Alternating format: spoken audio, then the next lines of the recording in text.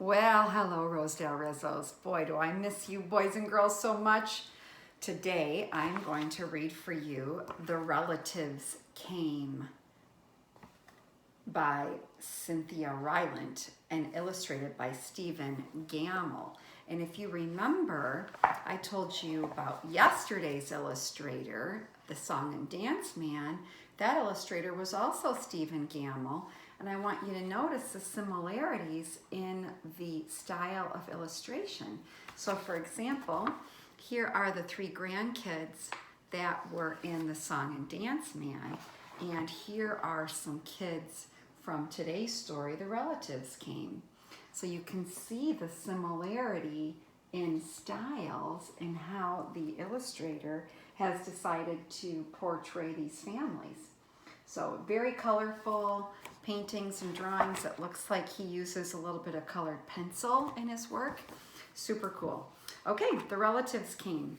Story by Cynthia Rylant, illustrated by Stephen Gamble. It was the summer of the year when the relatives came. They came up from Virginia. They left when their grapes were nearly purple enough to pick, but not quite. So there's the house. There they come. They're leaving to go visit their relatives. They had an old station wagon that smelled like a real car, and in it they put an ice chest full of soda pop and some boxes of crackers and some bologna sandwiches. And up they came from Virginia. They left at 4 in the morning when it was still dark, but even before the birds were awake.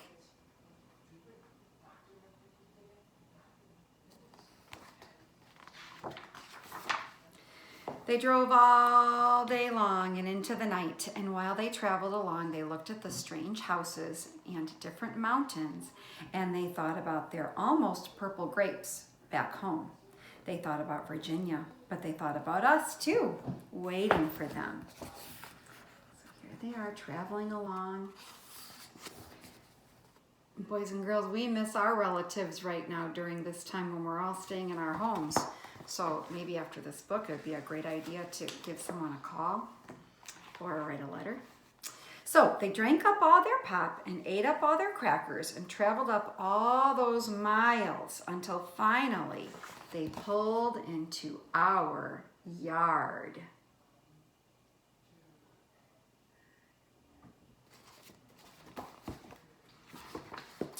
Then it was hugging time. Talk about hugging. Those relatives just passed us all around their car, pulling us against their wrinkled Virginia clothes, crying sometimes. They hugged for hours.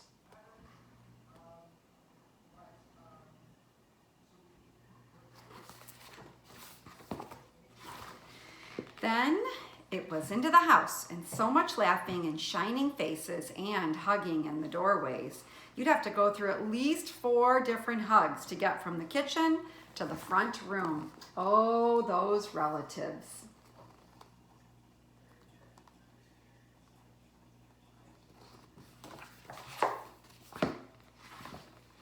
And finally, after a big supper, 2 or 3 times around until we all got a turn at the table, there was quiet talk, and we were in 2s and 3s throughout the house.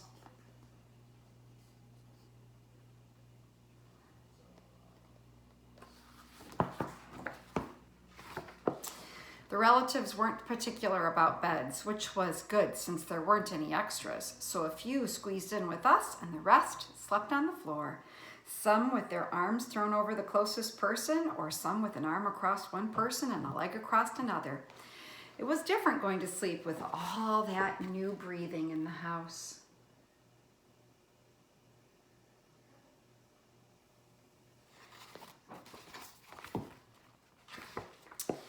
The relatives stayed for weeks and weeks. They helped us tend the garden, and they fixed any broken things they could find.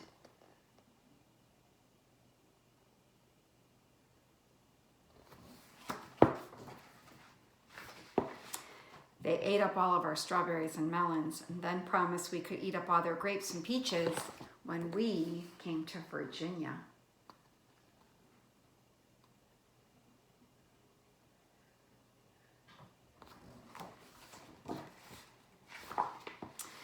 none of us thought about Virginia much. We were too busy hugging and eating and breathing together.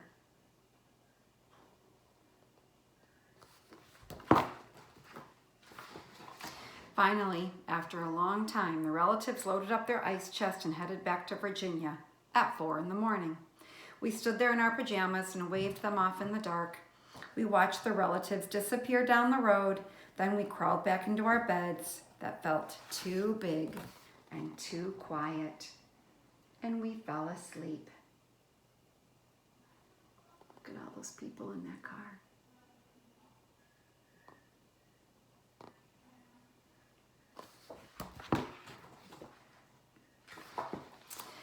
And the relatives drove on all day long and into the night. And while they traveled along, they looked at the strange houses and the different mountains. And they thought about their dark purple grapes waiting at home in Virginia. But they thought about us too, missing them. And they missed us.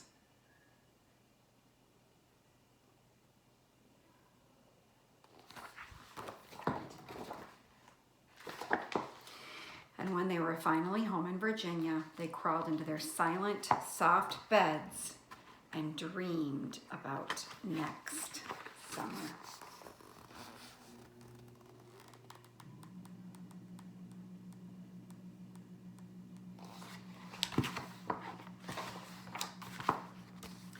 So, boys and girls, as you think about what to do today, think about your relatives that live far away, the people that you haven't been able to see for a long time. Maybe you can call them or write them a letter or do a FaceTime call or maybe an email. But reach out to your relatives, boys and girls. Tell them that you love them and you miss them. And I hope you have a great day.